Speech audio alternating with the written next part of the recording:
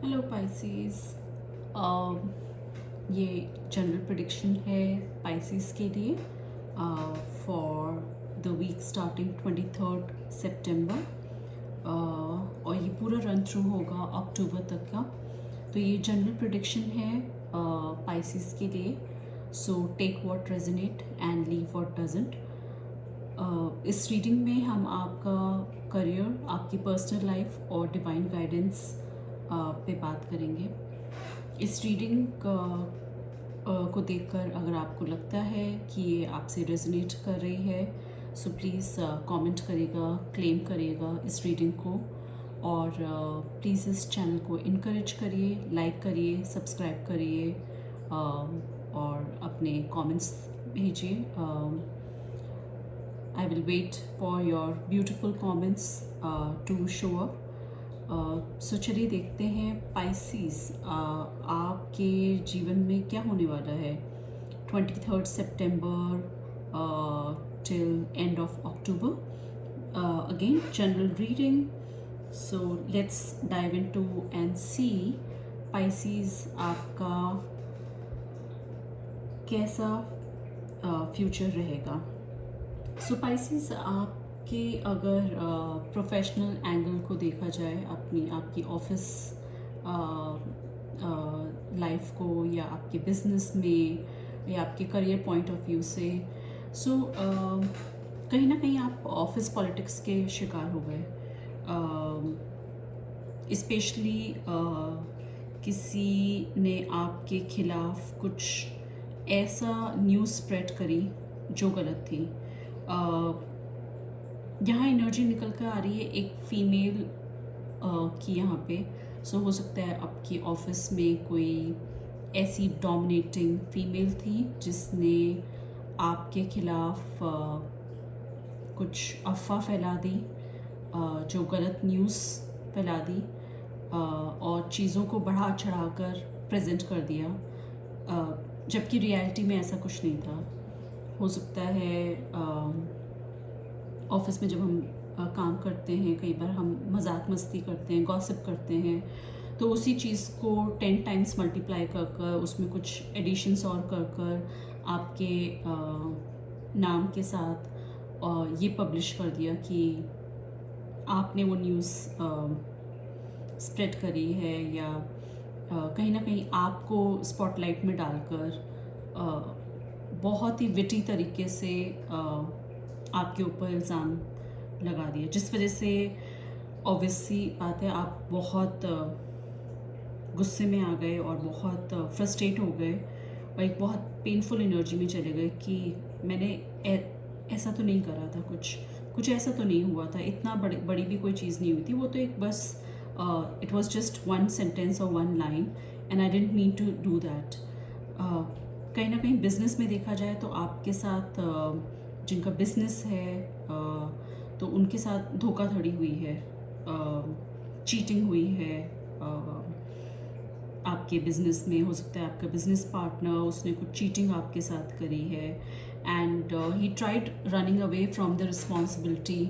और ये कार्ड कहीं ना कहीं डिसेप्शन को सिंबलाइज करता है और ये दिखाता है कि someone has avoided the responsibility.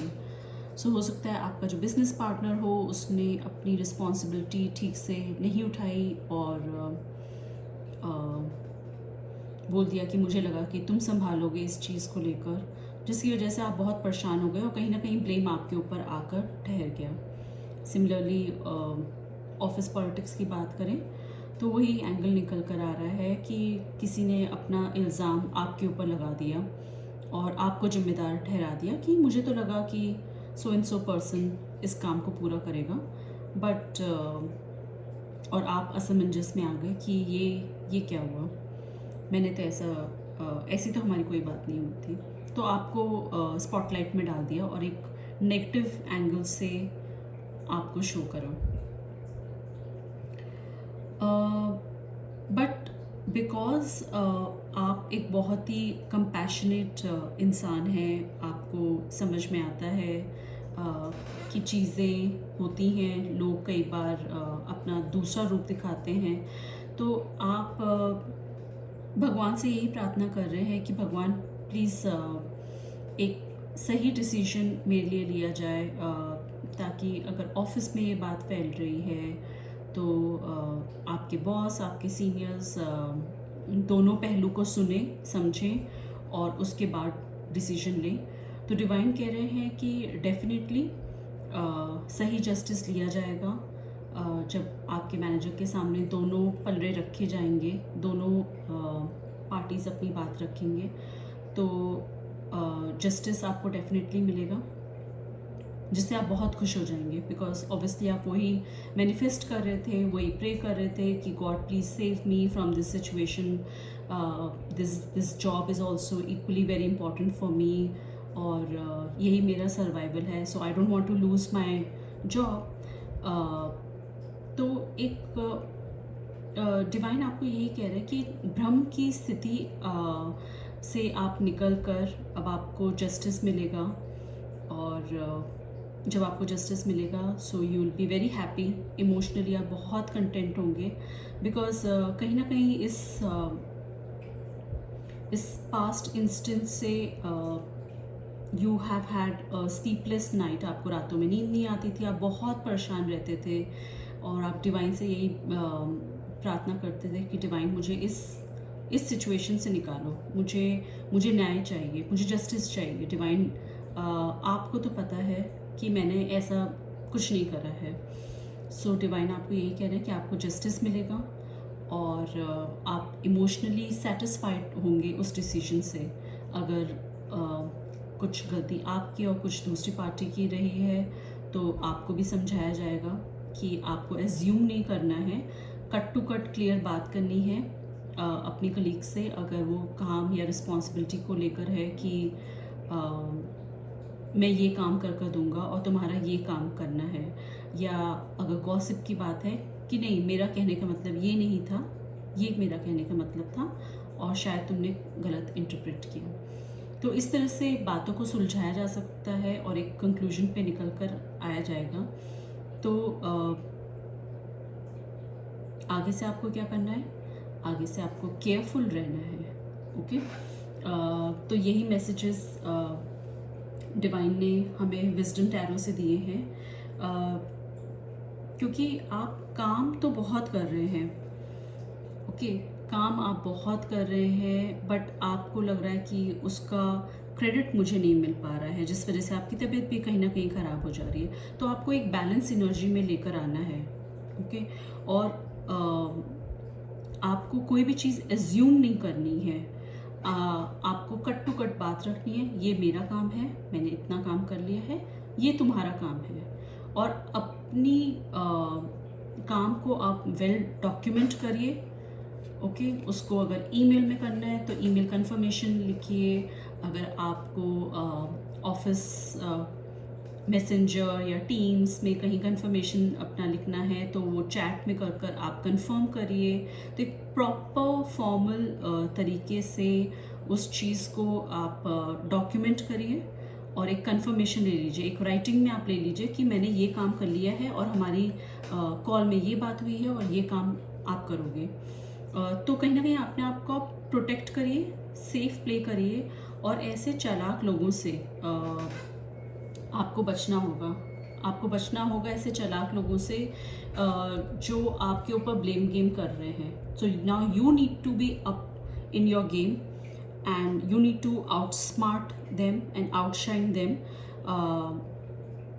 ताकि उनको ये लगे अरे ये तो सतर्क हो गया। बिकॉज पास्ट में आपको कहीं ना कहीं इल्यूजन में रखा गया, आपसे कहा गया हाँ इतना तो मैं कर लूँगा, इतना तुम कर लोगे, एक वर्बल कम्युनिकेशन में रहकर बात रह गई और आप एक इल्यूजन में ट्रैप हो गए। आपने एज्यूम कर लिया और उस इंसान ने बहुत आसानी से पलटकर आपके ऊपर ब्लेम गेम कर दिया।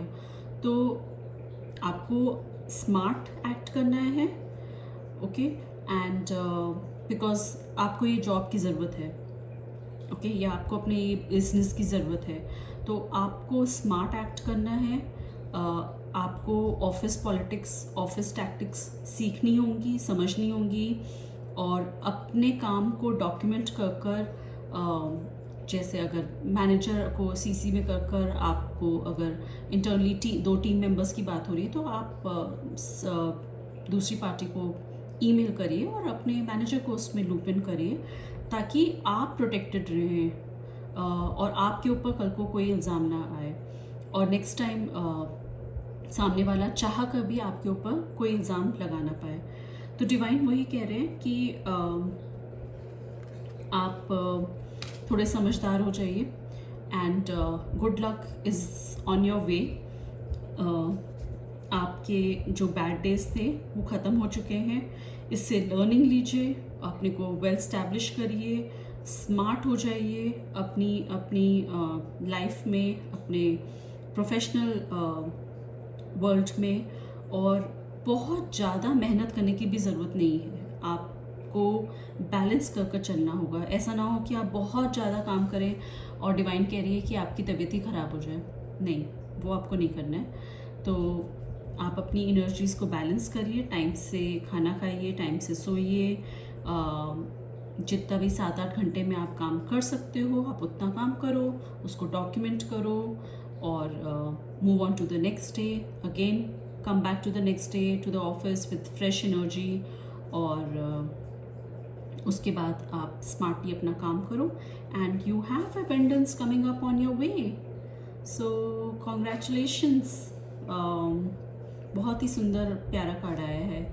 सो ये था आपकी जनरल प्रेडिक्शन। अगर आपको personalised 1-on-1 tarot card reading चाहिए जहाँ डिवाइन आपको मैसेजेस और गाइडेंस दे सकें, so you can reach out to me via email at tarotreadingsbypoonam@gmail.com, or you can WhatsApp me at the number written here. And please do like, subscribe and comment if this reading is resonating with you. Thank you. Bye bye.